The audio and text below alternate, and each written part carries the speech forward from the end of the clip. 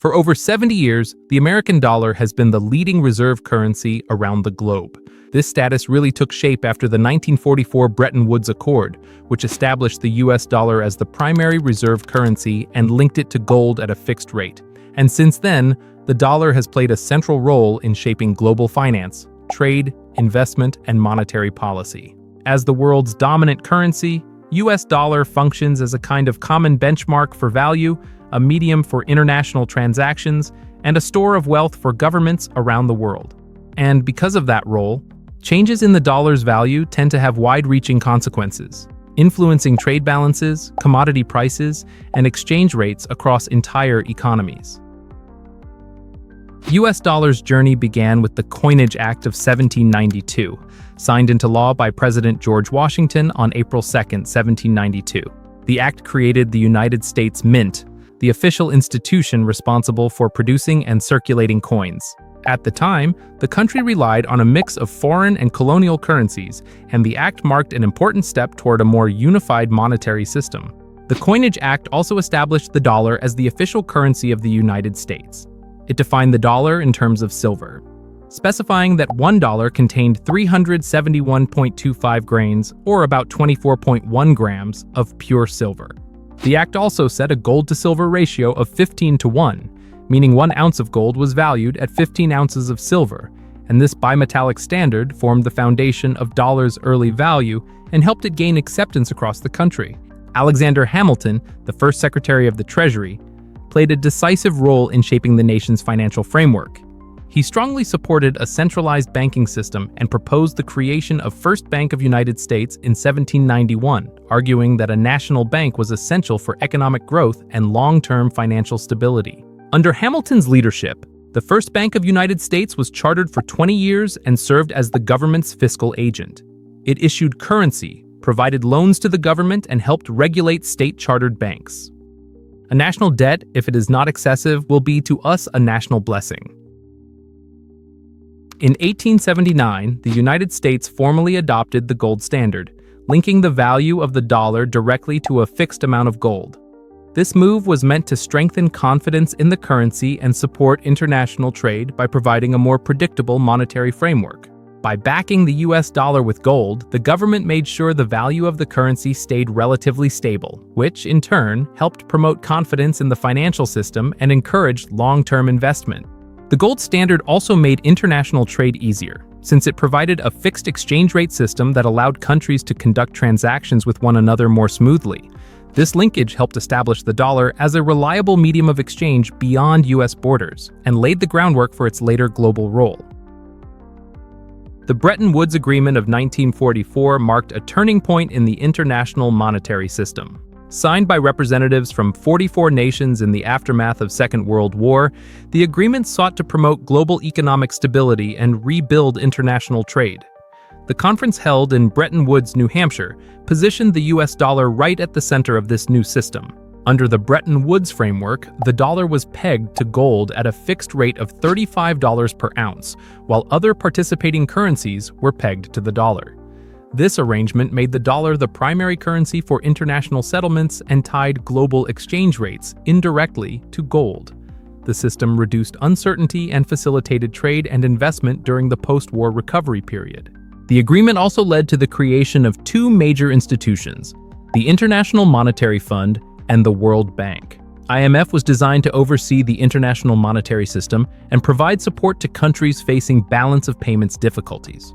The World Bank was created to fund reconstruction and development projects, with a focus on poverty reduction and long-term economic growth.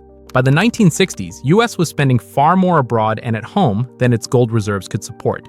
Massive costs from the Vietnam War, expanded welfare programs under the Great Society, and growing overseas military commitments were financed largely through deficit spending. This pushed more dollars into the global economy, while US gold reserves steadily declined as foreign governments, especially France, began demanding gold in exchange for their dollar holdings. At the same time, fixed exchange rates prevented the dollar from adjusting naturally to these imbalances. Maintaining the $35 gold price required constant intervention and growing debt, making the system financially unsustainable. In 1971, President Richard Nixon announced the suspension of dollar's convertibility into gold. Facing rising inflation, growing trade deficits, and declining gold reserves, the administration decided to bring the gold-backed system to an end. This move, later known as the Nixon shock, effectively dismantled the Bretton Woods framework. With the dollar no longer tied to gold, the system of fixed exchange rates began to collapse. In the years that followed, most countries shifted toward floating exchange rates, allowing their currencies to fluctuate based on market forces. The Nixon shock transformed the US dollar into a fiat currency, meaning its value was no longer backed by a physical commodity like gold, but instead by the credibility of the US government. But despite that shift, the dollar managed to retain its dominant international role, supported by the sheer size of the US economy and its central position in global trade and finance. In the years after the Bretton Woods system collapsed, the United States took a series of steps to reinforce the dollar's international standing. One of the most important developments during this period was the rise of what later became known as the petrodollar system. In the mid-1970s, the US reached a key understanding with Saudi Arabia. Under this arrangement, Saudi oil would be sold in US dollars, reinforcing global demand for the currency. In return, the United States offered military protection, security cooperation, and political support to the Saudi kingdom. Over time, similar practices spread across other major oil producers. This didn't come from a single public treaty or announcement. Instead, it emerged gradually through agreements, incentives, and strategic partnerships. This arrangement created sustained global demand for the US currency, as countries needed dollars to purchase energy supplies. And by linking the dollar to oil, the most critical commodity in the global economy, the United States reinforced its currency's international role, even without a gold backing. The petrodollar system also allowed the United States to run large trade deficits and accumulate debt with fewer immediate constraints than other nations might face. Another key factor behind the dollar's dominance is its widespread use as a reserve currency by central banks. Governments hold foreign exchange reserves to manage currency stability, intervene in markets, and maintain confidence during economic shocks. US dollar makes up a significant share of these reserves. This preference reflects the dollar's liquidity, stability, and United States' long-standing record of honoring its debt obligations. These characteristics have made the dollar a dependable store of value for governments and investors alike. The dollar is our currency, but it's your problem.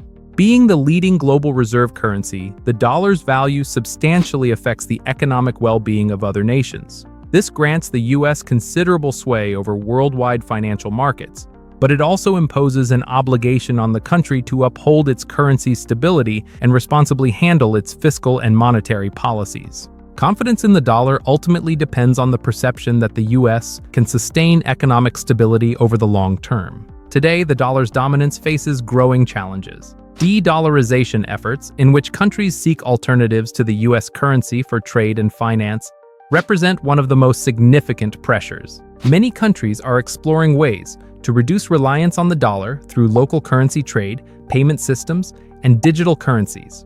Along with that, rising geopolitical tensions, trade disputes, and concerns over US debt levels have raised questions about the long-term resilience of the dollar-based system. These developments suggest that while the US dollar currently remains the world's primary reserve currency, its position is no longer unchallenged. De-dollarization, multipolarity, and technological change may gradually reshape the global monetary landscape in the years ahead. Thanks for watching. If you learned something from the video, then please like it and share it with your friends and family, and don't forget to subscribe to the channel for more interesting videos ahead.